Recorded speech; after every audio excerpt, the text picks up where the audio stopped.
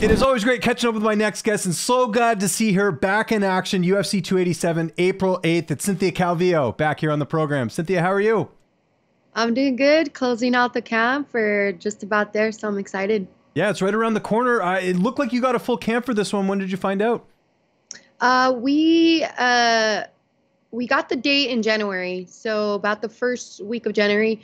Me and Loopy were matched up a little bit earlier in the year. Mick was just trying to give us a date. So at first it might have been December, then it was going to be February, and then they finally confirmed the date that it was going to be in April. So I was like, okay, yeah. So we were able to have more than enough time to be well prepared. Yeah, and it's just an awesome fight on paper. We'll talk about that in a sec, but we haven't seen you fight since August. Here we are talking about a fight in April. Was this by design, or did you want to fight a little bit sooner than this? I was definitely looking to fight a little bit sooner, but I also at the same time wanted a full camp. For a minute there, I thought they kept wanting me giving me short notice dates, and I was like, it's doable, but you're pushing it because I'm going back to strawweight, and so I was like, I need the right time to be able to get through, make sure that I do it properly. I didn't want to like rush into it and have like a crazy bad cut or something like that. So, yeah.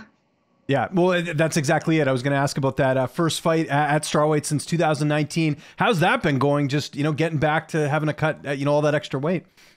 Well, I'm excited. I think this time around, I hired an awesome nutritionist. I'm working with Perfecting Athletes. And oh, cool. Oh, I know. Yeah, I know them. Michelle and yes, of course, that whole group. Yeah, exactly. Yeah. Yeah, so they're amazing, and it's like something I wanted to invest into this time. I feel like early on in my career, I didn't really have the financially. I wasn't, equipped to put that in part of my camp. And so now I have that, which is a ton of help, and I recommend all fighters. Even though you think it's going to be a good amount, it's a good investment to make for your performance and your health. Because sometimes when we're cutting weight and we think crazy things, and we might not make the right next step that might make us feel more crappier, like maybe cutting out things we shouldn't be cutting, like carbs, or maybe we try to just go do extreme diet things just to get our weight down. So having Paulina and having the Perfecting Team athlete, like, it's definitely a game changer. I'm so happy that I'm working with them. How did you end up linking up with them, and how did you decide them to work with as opposed to maybe someone else? I feel like throughout the years, I've kind of seen him around, and I've seen him work with Cheeto, with Alex Perez, and just a number of different fighters. And so for a minute, I was like trying to look for different nutritionists that I want to work with. And for me, I felt like they I don't know, just something about them. Like, I was like, man, these guys know what they're doing. They're professionals, and I just watch what they do during fight week, and they're all in, and I love it. Like, they're always just like, we're a team. Whatever you need, whether even if it's outside of like nutrition, like if things are going on, like I'm stressed out, or they want to know, and they want to be able to help you out, and to make it less stressful for us. So it's been just amazing. And I was able to link up with them a little bit more because Alex Perez is now training at Syndicate MMA here in Las Vegas, and he swears by them. He's been working them for a long time. So I was like, link me up with Paulina. I was like, I need to talk to them. So it's been great. Yeah, that's great. No, I've known about them for a long time, so that was cool to hear that you get to link up with them, which is cool. Let's talk about Loopy Godinez, someone I'm quite familiar with because she actually lives pretty close to where I live here in Vancouver. But obviously a really exciting fight on paper. Just stylistically, how are you looking at this one? I'm pretty stoked about it because, like, I felt like I was fighting strikers a little bit more. Nobody really wanted to do any grappling or wrestling. And when I was at flyweight, it was so much more difficult for me to get in. And I feel like they were like kind of like figured out my number and stuff, and it was just so much more for me to harder for me to get these bigger girls down and just engage. So I feel like going back down to 15s is definitely the place for me to be. I felt like I was outsized a lot at 25s, and so now that I'm back heading down to 115 against Loopy Godinez, who is a wrestler, grappler, I think it's going to be one of those things where it's going to clash. Nobody's going to be running from anybody, and so I appreciate the matchup. I'm excited to go out there and kind of both get into our world. And correct me if I'm wrong, because it could be, it's been a while since we've done an interview. So is Syndicate kind of a new thing? I know you've been in Vegas for a while, but if I'm not mistaken, the last time we spoke, I think you were sort of just doing stuff at the PI. How recent has the move to Syndicate been? I've been there for a little over a year now. Okay, gotcha. Yeah, so it definitely it took me a little bit to get adjusted out here in Vegas. I've been here for 2.5 years, and I had shoulder surgery, my whole shoulder done when I first moved out here. And so it's it took me a while to kind of just get settled in, and I found my groove, and I'm excited because I felt like I lost it for a little bit, just trying to figure things out. You know, it's been about 2 or 3 years. I mean, um, my last team that I've had that was like for obviously my longest team that I was with was Team Alpha Male, and so that was a really hard change for me to make once I decided to leave, and just kind of figure things out. And I think that I found it now. I really I love my team at Syndicate. They're a big family, and they're very supportive, and that's kind of something that I need, especially as a woman. Like, I don't really like to run my own show because I'll stress myself out, and then in the Right. end, like, I feel like I'm just gonna blame myself for everything. So I was like, I need a team. I need a team with me, and they're awesome. The whole team of women there too, and Joe's pretty much like a team captain. Being there with being Mrs. Wood, and it's just amazing. I really enjoy being a part of that team. And you mentioned Joanne Wood. Who else are you getting a chance to work with over there as far as bodies in the gym? We have a lot. We have Ramona Pascual still there. So Jiyeon Kim, amazing boxer. I mean, fire fist. I love sparring with her. It's seriously, every time I spar with her, it's just like you gotta have your hands up at all times because she hits hard. And these girls are bigger. They fight at 25, 35, 45, but they still give me a lot of good work.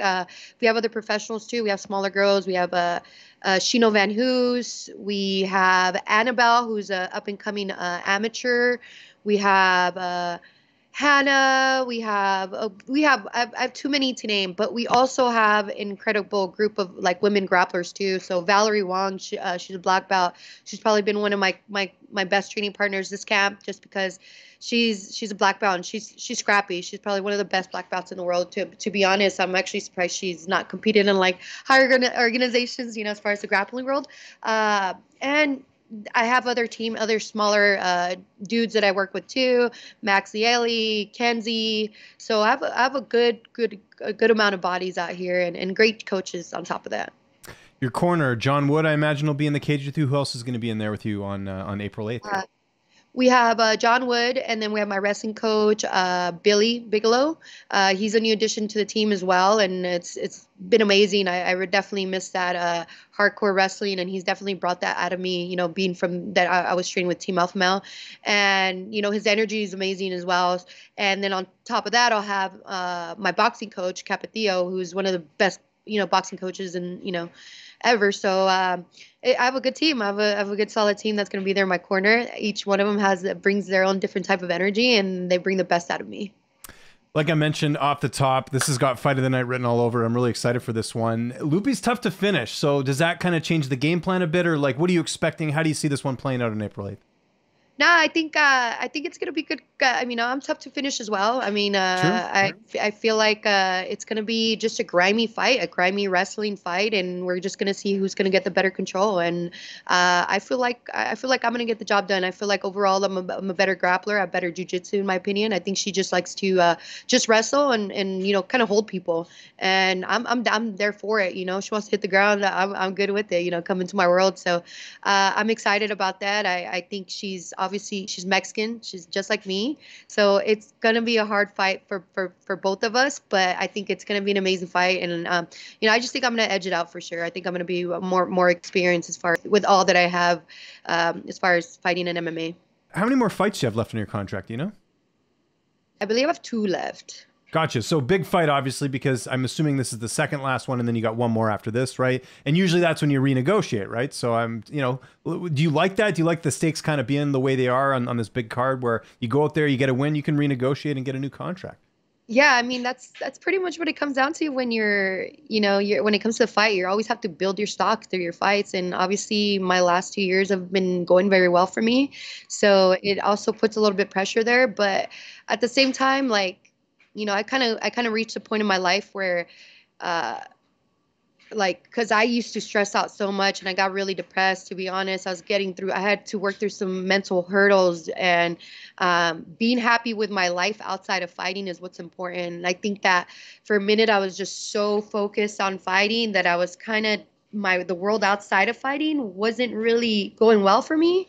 And now that I have that that knowing that, like, you know, I love fighting. Fighting is in my DNA, but it isn't all everything that I am, you know. And so I don't know, I just feel better. I feel like I'm going to be more prepared, and you know, whatever happens, I just know that I gave it my best and that I prepared the best that I possibly can be. But I still have a lot of left in me. You know, I think I just kind of fell off a little bit. You know, and it happens. You know, some fighters are able to just kind of stay undefeated and work through a lot of adversity. But I kind of, maybe for me, it took me time to kind of fumble it a couple of times, and I take full responsibilities for all the decisions and the mistakes and everything that's happened in the last couple of years. But I've learned from them, and I think I'm a better person for them. I'm a better fighter for them, better athlete. And yeah, I mean, I'm excited to go in there regardless of what happens. I'm gonna go out there and put my you know, my heart, get everything, and you know, hopefully when I get this win, the UFC, it'll give me a good new contract. There you go. It'll all work out. Well, you know, I think you're being a little hard on yourself, to be honest, because if you look at who you fought, I mean, some of those names, Chukagan, Andrade, like, these are top contenders in a weight class that you just told me right here, and I think people would agree that probably isn't your ideal weight class. Strawweight is where you've had your most success. Do you not kind of look at that and say, hey, look, I'm not taking any easy fights here? Yeah, that's how I feel. I never have taken any easy fights. I mean, I've been in the top. I've been fighting the top 15 since I got into the UFC, and I've been in the UFC for 6 years. Mm-hmm. And I feel like I just didn't, like, yes, I took these tough fights, but I'm not sure if they were the smartest decisions. Like, okay. I remember I called out Jessica Andrade, like I saw her and I was like, oh, I want the fight. And I was still recovering from shoulder surgery. I mean, any other person who got their shoulder done and is coming back from a big surgery probably wouldn't take that fight. They'd probably take another fight, you know, just to kind of get them warmed up.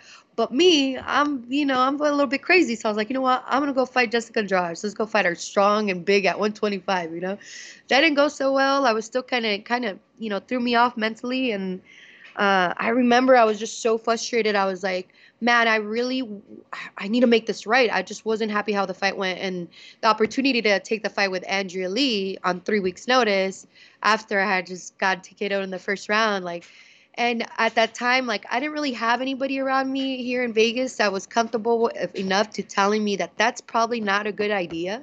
Mm-hmm. And I just kept saying yes. And so I was like, I probably wasn't in the place to take that fight either, but I did it anyways. And then I broke my orbital, and then I, you know, had to stop the fight and you know, in the second round, in between rounds, and everybody's like, you know, not even realizing that my face is fractured, and they're like, oh, she's a quitter. And hearing all that negativity of like losing 2 times in a row within like 3 months, like, it was just, oh my God, it was hard. And then I couldn't train because of my eyes. So I just had to sit there and just be even more miserable and depressed. But I got through it, and I switched teams. And although I didn't edge it out my last fight with Nina, it was close, it was a split. I thought I'd pulled it off, but you know, obviously it wasn't enough. But I did better than I did in the previous 2 fights, and I think I was there mentally. And yeah, I'm excited for this one too. Just moving down at 15s costs so much more work. You know, at 25s, I could get away with eating pizza the week out, you know, and like, that's just not, that's, you know, you don't want to be too happy and too comfortable, you know. And I was loving life. I was training and I was eating, you know, good. And at 115s, man, I'm telling you, like, I get mean. Like, I feel bad for the people around me because I'm snappy. My patience is a little bit low. You know, I'm not eating as many calories. So I'm excited to go out there and show out and like let the whole, you know, strawweight division, who's back in town, you know, Cynthia Calvillo is back in town. I don't really lose at strawweight. The only one loss that I have is Carla Esparza. And at that, you know, you can call it either way. You know, I've never been finished. So for me, I'm still 8-1 as a strawweight, you know, and so that's what I'm going for. That's what I'm gonna stick from there, you know, new slate back into my right division. Yeah. And what do you think of how the division is now? Because for years it was sort of this carousel of Rose and Joanna and then Jessica Andrade and Maycee. And I know Maycee's the champ now, but like, it seems like things are opening up a bit, right? I would assume they haven't announced it yet, but I would assume Amanda Lemos is going to be next. That's a new challenger. You know, you've got yourself entering back in the division. We've got Tatiana Suarez back. Like, do you feel like you coming down is kind of good timing just because things are a bit wide open outside of like, you know, some of the contenders? Yeah, I mean it's a great mix up. I'm really liking all the talent that's in the strawweight division. I mean they're getting better and better, you know. So I need to get in there and work hard and stay on top with the rest of these women. But yeah, I'm really excited. I'm excited that it kind of changed up, you know. Even for the flyweight division, with Alexa Grasso. I was You going to know, ask you about that too. What did you think of that win that Alexa got? Because I don't think many people were giving her a shot, especially not by stoppage. It's the first time Valentina's ever lost by stoppage in the UFC. Yeah, I don't think anybody was trying to, nobody really did, you know. And as much as I wanted her, Alexa Grasso, to win, I myself also was like, man, I don't know if she's going to be able to pull it off. But goddamn, you know, you don't ever count out a Mexican heart. You know, we don't quit, we don't stop coming. And so it was very inspiring. You know, I honestly, like, I was there live and I feel like I teared up, you know, that was amazing to see. And like now we have three Mexican champions. I mean, like, what a year, you know. So it's very motivating and I'm excited, and hopefully, you know, one of us Mexicans will capture that strawweight division, the strawweight title. I feel like I'm gonna be the closest right now once I beat Loopy, Mhm. and yeah, hopefully keep it coming, bringing more titles to Mexico. And just quickly, you mentioned Andrea Lee earlier because you two had fought. She fought last night against Maycee Barber, not getting the decision in Texas. Did you happen to watch that fight? And if so, how did you score that? It was an incredible fight. You know, Maycee Barber is tough. She hits hard and she does not quit. You know, she'll figure out any position to, you know, create damage but I think Andrea Lee won that fight. Mhm. That shit was crazy. I heard 30-27. I was like, are you kidding me? Yeah. I was like, nah. I was like, there's no way. Yeah, no, yeah, Andrea Lee won that fight. Well, and hearing that, and we had a couple decisions that night that were a little bit weird in terms Oh, of, the judges' scorecards. Does that, as a fighter, make you not want to fight in Texas when you hear stuff like that? absolutely. I don't want to fight in Texas. I was like, that shit was crazy. Like Yeah. even like the split between Cheeto and Sandhagen, I was like, what Yeah, the?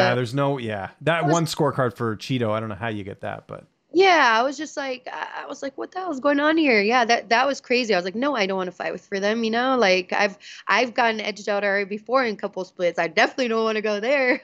yeah. I'll just Hey, Cynthia, thanks so much for doing this. We're looking forward to the return, UFC 287, April 8th. If there's anyone you want to thank before we get out of here, any sponsors, any social media you want to plug, I'll give you the last word. Yeah, you know, my team at Syndicate, Capatillo, everybody at the UCPI, everybody, Tara, Heather, Gav Pratt, my strength and conditioning coach, the whole team out there in the PI has been amazing, and obviously perfecting athletes, and my sponsors for Originals, Synergy. Thank you guys. You guys, keep me ready. So yeah, and of course the fans. So I appreciate everybody who's still by me, and we're here. We're still here.